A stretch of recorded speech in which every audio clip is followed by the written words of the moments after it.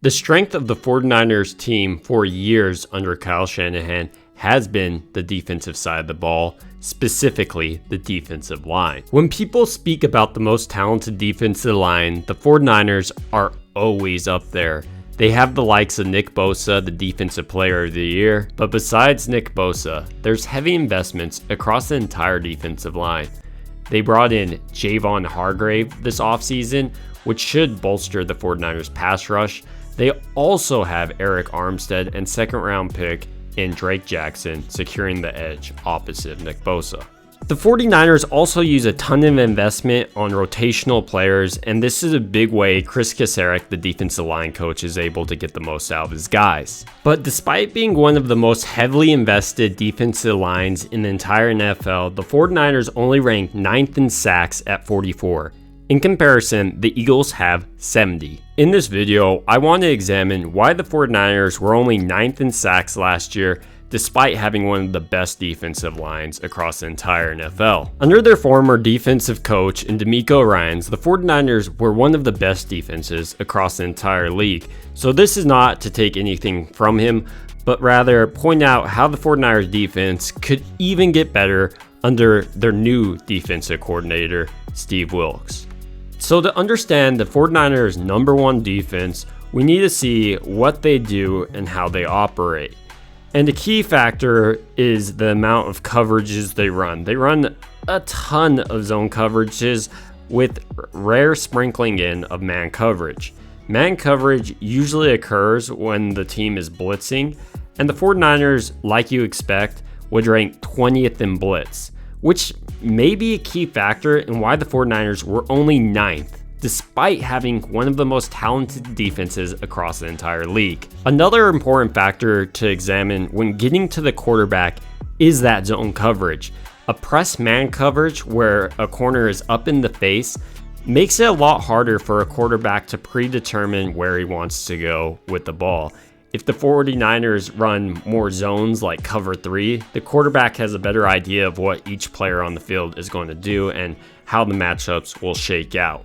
But running man, the quarterback must hold on to the ball a little bit longer and then see which matchup gets open. Another factor about man is that you're usually able to bring one or two guys off a blitz too, meaning quarterback's decision making is sped up and he's unsure which matchup's going to win, which could either result in more sacks for the 49ers or more interceptions. So why have the 49ers chosen to run zone? There are also benefits of running zone. A big impact of zone is that you keep a lot of the plays in front of you and usually don't give up too many deep plays. And this is what you see with the 49ers. Teams may be able to move the ball on them, but once they get in the red zone, the zone kind of stiffens up because there isn't as much room.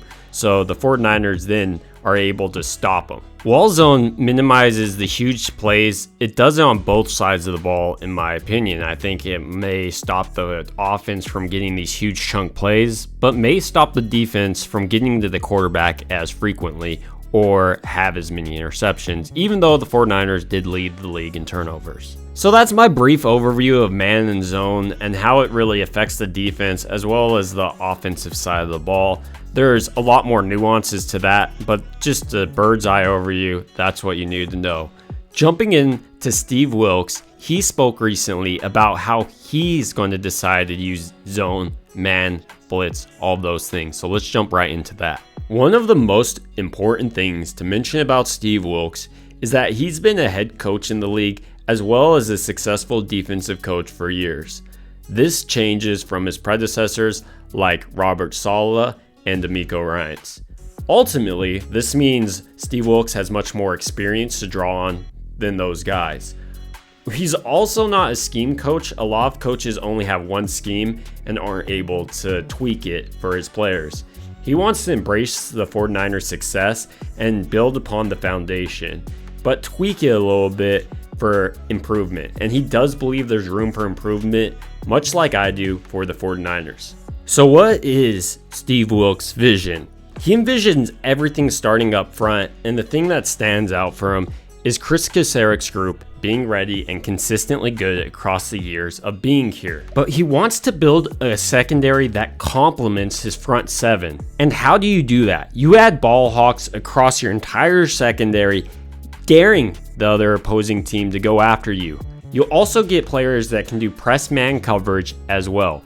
And the 49ers did that since Steve Wilks has come over. One of the big additions was getting the best nickelback in the market in Isaiah Oliver. They also brought in players from the draft like Jair Brown, who Steve Wilks said is the future. Not to mention bringing in a prototypical press man coverage corner in Darrell Luter Jr. He's also a ball hawk, by the way.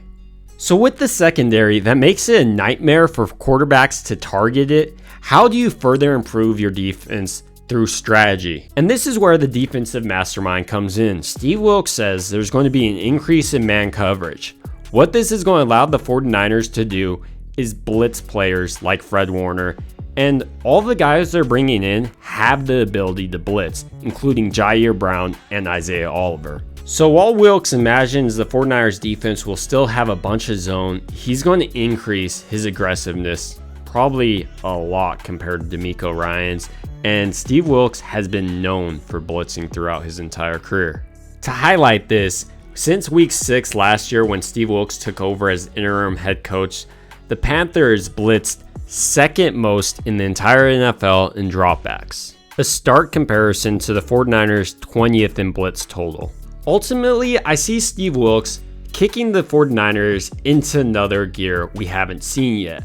I think they're going to be a much more aggressive playmaking defense we haven't seen. It's going to see a lot of turnovers, a lot of sacks. The quarterbacks will either have to throw the ball into some sketchy situations or hold on to the ball and hope not to get killed by Talanoa Hufanga or Isaiah Oliver coming on a blitz. Not to mention the 49ers get much more difficult to predict what they're actually going to do under Steve Wilks. Another way Wilks sets himself apart is that he's going to be calling the games from the booth rather than the sideline. This is new to the 49ers under Kyle Shanahan, since both DeMeco Ryans and Robert Saleh called from the sidelines. Steve Wilks says he does this because he just gets too emotional when he's on the sidelines. I also think it gives coaches a better bird's eye view. With all that being said, I think Steve Wilks is going to have his imprints all over this 49ers defense, and I expect an uptick in their blitzes, which is going to result in a whole lot more sacks. But not just that, the 49ers are no longer going to be a team that lets the game come to them, but since they're so talented, they really should be a team that goes and forces the game upon the opposing offense, which it sounds like Steve Wilks is trying to do. Ultimately, these are just my thoughts on Steve Wilks' thoughts on how he's going to improve the defense, and I'd love to hear your thoughts down below. It would also mean a ton to me if you like this video and subscribe. Thank you guys so much, it means a ton.